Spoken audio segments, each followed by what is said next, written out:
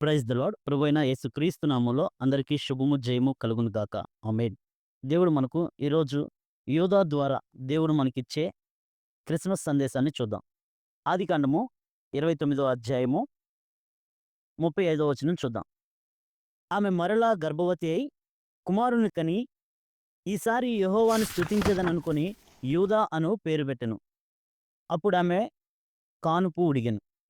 అంటే మొదటిసారేమో దేవుడు నా శ్రమను చూచాడని చెప్పింది రూబేను కన్నప్పుడు.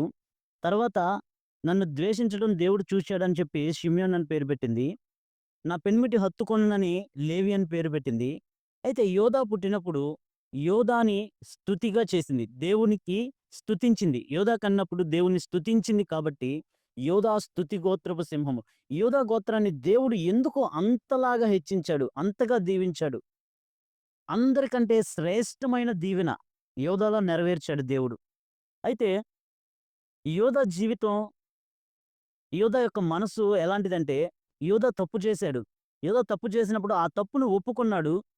నాకంటే ఆమె నీతిమంతురాలు అని చెప్పి ఒప్పుకున్నాడు. తాను చేసిన తప్పును ఒప్పుకున్నాడు. ఇది మారు మనసుకు సాదృశ్యంగా ఉంది. అయితే యోధా ద్వారా దేవుడు యేసుక్రీస్తు ప్రభువారి యొక్క వంశావళి యోధా గోత్రంలో ఉంది. ఎందుకు దేవుడు యోధా గోత్రాన్ని అంతగా దీవించాడు అంటే, యోధా నమ్మకమైన వ్యక్తి. బెన్యామీను కోసం పోటుపడ్డాడు. బెన్యామీనుని 10 మంది కుమారులు అడిగారు బెన్యామీనుని పంపించమని. కానీ ఒప్పుకోలేదు. యోధా ప్రాధేయపడ్డాడు. యోధా నమ్మకమైన వాడు కాబట్టి యోధా అడిగినప్పుడు యాకోబు గారు పంపించారు. అలాగే యోధా ఎంత వినయ మనస్సు కలిగిన వాడు. బెన్యామీనుని యేసోబు గారు బంధించినప్పుడు, దాసుడుగా ఉంచమని అడిగినప్పుడు యోధా ఏమన్నాడంటే, చాలా వినయముగా యేసోబుతో మాట్లాడి, నా తమ్ముడికి బదులుగా నన్ను దాసుడిగా ఉండనిమ్ము అని చెప్పి బ్రతిమాలాడు. అంటే తనను తాను సమర్పించుకున్నాడు. ఆ సమర్పణ యొక్క గుణము, మారు మనసు యొక్క గుణము స్తుతి నుంచి సింహాసనం దాకా తీసుకువెళ్ళింది.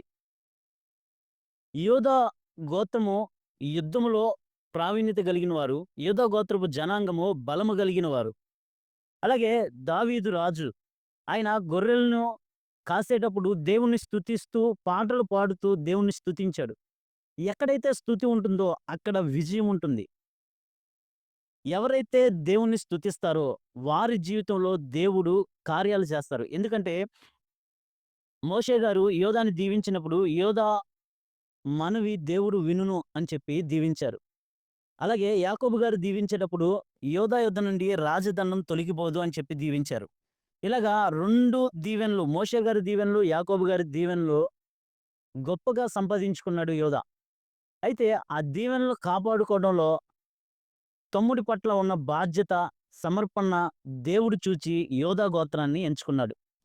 కాబట్టి ఎవరికైతే సమర్పణ గుణం ఉంటుందో, ఎవరికైతే బాధ్యత కలిగి ఉంటారో, ఎవరైతే మారు మనస్సు కలిగి ఉంటారో, వారి జీవితంలో దేవుడు గొప్ప కార్యాలు, అద్భుత కార్యాలు చేయడానికి దేవుడు కృప చూపుతారు. కాబట్టి యోధా స్తుతి నుంచి సింహాసనం దాకా తీసుకువెళ్లారు. మరి యేసుక్రీస్తు ప్రభువారు రాజు ఆయన. యేసుక్రీస్తు ప్రభువారి యొక్క పుట్టుక ద్వారా యోధా యొక్క దీవెన సంపూర్తి అయింది. రాజదండం తొలగిపోదు అని చెప్పి దీవెన యేసుక్రీస్తు ప్రభువారి దగ్గర అది నెరవేర్చబడింది. మరి ఇప్పటికీ రాజే. యేసుక్రీస్తు ప్రభువారు రాజుగా పుట్టారు. యూదులు రాజుగా పుట్టినవారు ఎక్కడ? అంటే పుట్టడం రాజుగా పుట్టాడు. ఆయన సిలువలో చనిపోయినప్పుడు కూడా పై విలాపము యూదుల రాజు అని ఉంది. చనిపోవడం రాజుగా చనిపోయారు. మరలా రావడానికి రాజుగా వస్తున్నారు. అయితే యోధా గోత్రపు సింహము గొర్రెపిల్లగా మారింది. ఇప్పుడు రాజుగా వస్తున్నాడు. ఇది నిజమైన క్రిస్మస్. ఎవరైతే వారికి మారుమనస్సు కలిగి ఉంటదో, ఎవరైతే దేవుని స్తుతిస్తారో వారి జీవితంలో విజయం, వారి జీవితంలో క్రిస్మస్ యొక్క ఆనందాన్ని దేవుడు కలగజేస్తారు. దేవుడు మనకు, మన కుటుంబంలో ఉన్న ప్రతి ఒక్కరికి ఆయన కృప చూపును గాక. మన నోట ఆయన్ని స్తుతించినప్పుడు ఆయన మనకు విజయం కలుగజేయును గాక. ఆమేన్. Praise the Lord. కృపగల దేవా, దయగల తండ్రి, కనికరం కలిగిన ప్రభువా, నాయనా యోధాని జ్ఞాపకం చేసుకున్నాం తండ్రి. మరి యోధాలో ఉన్న క్వాలిటీస్, ఆ గోత్రాన్ని మీరు ఎంతగానో దీవించారు. ఆ గోత్రం ద్వారా నైనా మరి మాకు అనుగ్రహించబడ్డారు. నైనా ఆ గోత్రంలో ఉన్న లక్షణాలను, రాజు యొక్క లక్షణాలను, సమర్పణ కలిగిన లక్షణాలను, మారు మనస్సు కలిగిన లక్షణాలను మాకు, మా కుటుంబాలకు మీరు దయచేస్తారని నమ్ముతూ, విశ్వసిస్తూ, మా ప్రియ రక్షకుడు, మీ ప్రియ కుమారుడైన నజరేయుడైన యేసుక్రీస్తు నామములో అడిగి పొందుకొని ఉన్నాం. మా ప్రియ పరలోకపు తండ్రి. ఆమేన్.